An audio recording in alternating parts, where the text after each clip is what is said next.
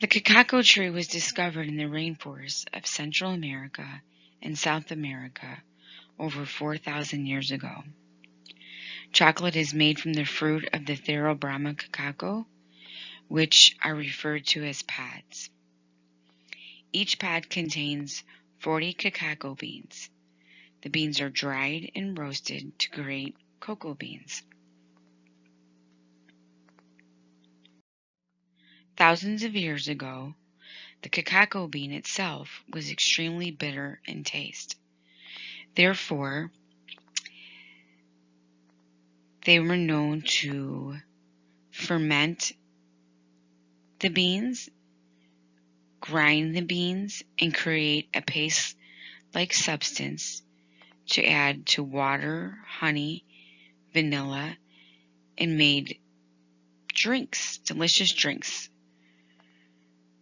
And that was primarily how they used their chocolate. There are two substances that come from the cacao bean. One is a solid cocoa. That's the dry portion of the bean, similar to cocoa powder as we know it. We use it for baking substances and making chocolate. Cocoa butter is also a substance that we use to make chocolate. It gives chocolate the smooth consistency. It is a fat,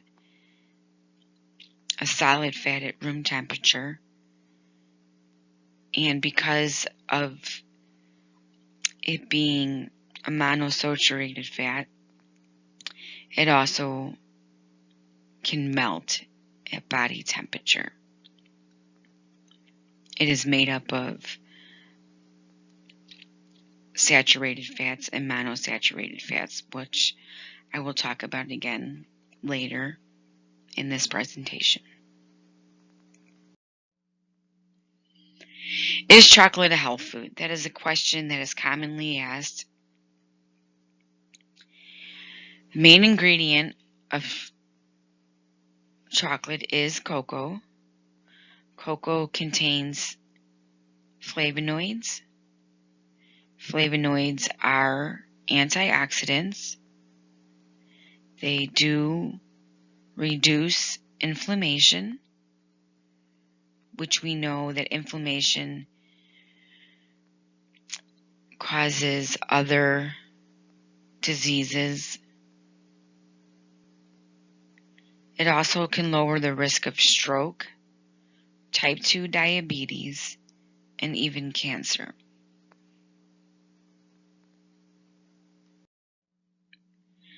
The amount of flavonoids that are in chocolate is strictly dependent on the quantity of the cocoa that is included in the ingredients of the chocolate. If chocolate includes 40% or more of cocoa, then the quantity of flavonoids is far greater. For an example, dark chocolate generally has 40% or more cocoa and therefore contains more flavonoids. And also, that would make it the healthier choice in terms of chocolate. Milk chocolate has less than 30% cocoa and has less flavonoids as a result. In addition, milk chocolate also generally has a significant amount of sugar and other ingredients that contain saturated fats, which are the unhealthy fats.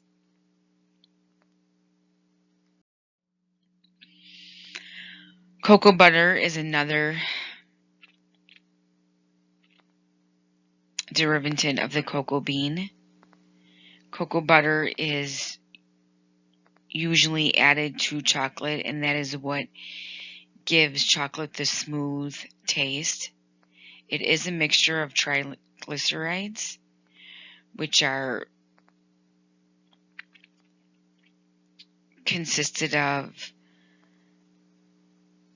palmitic, stearic, and oleic acids, which are solid saturated fats. But oleic acid is the chief fatty acid that is contained in cocoa butter, and that is a liquid monosaturated fat, which is a heart-healthy fat.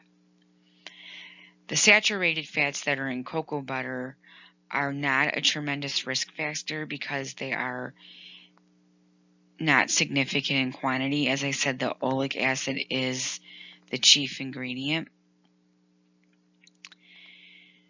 Although cocoa butter does have high calories, which is something to be mindful of,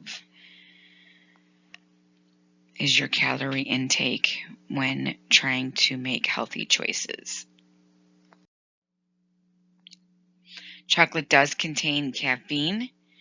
Caffeine does have some health benefits. Several of the upsides to caffeine are that caffeine does decrease the blood glucose levels and helps insulin resistance. Caffeine consumed in moderation diminishes risk of estrogen-sensitive cancers and also has anti-inflammatory properties.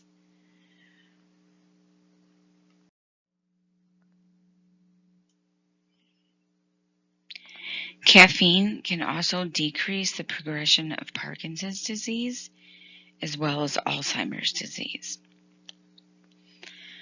So we have concluded that chocolate can be considered a healthy food. And we have discovered the ways to identify chocolate as a healthy choice. We talked about dark chocolate being the healthier choice. Several other ways to incorporate some healthy cocoa into your diet is through drinking a cup of hot chocolate made with cocoa powder. As I had mentioned, it can lower blood pressure, enhance blood flow, as well as diminish chances of heart disease. Another tasty treat is a cup of chocolate milk. It will contain 10 to 17 milligrams of caffeine. We talked about caffeine being a health benefit in moderation in terms of an anti-inflammatory. And then with the cocoa powder being an antioxidant. In addition, 1 cup of chocolate milk contains calcium, and that is a good source of calcium. And potentially you would want to choose the lower fat chocolate milk to get the full health benefits from the chocolate milk itself. This concludes my presentation on chocolate. I hope that it was informative, and I hope that you learned something today. Thank you.